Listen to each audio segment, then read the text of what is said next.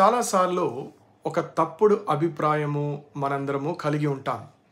ఆ తప్పుడు అభిప్రాయము ఏమిటి అంటే, దేవుడు మన స్వనీతిని బట్టి, మన మంచి కార్యములను బట్టి, లేదా మనము చేసే గొప్ప పనులను బట్టి మనలను ఆశీర్వదించునని, మనకు సహాయము చేయుటకు త్వరగా వచ్చునని మనము తప్పుడు అభిప్రాయము కలిగి ఉంటాం.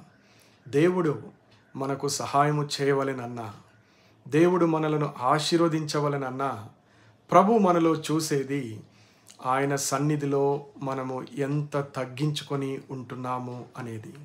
రెండవదిగా ఆయన మాటకు ఎంత విధేయత చూపించుచున్నాము అనేది. మూడవదిగా ఆయన కృప కొరకు ఎంతగా కనిపెడుతున్నాము. ఈ మూడు అంశములు ప్రభు బాగుగా పరీక్షించును.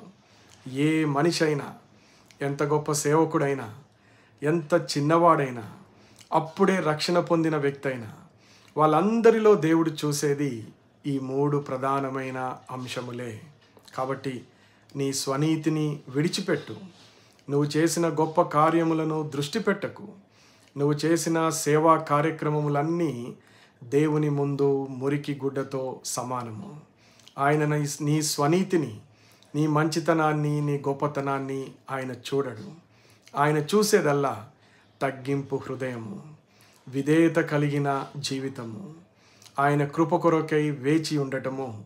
ఇవి చూసి ప్రభు నిన్ను జ్ఞాపకము చేసుకొనును, నీకు సహాయమునకు త్వరగా వచ్చును, నిన్ను గొప్పగా ఆశీర్వదించును.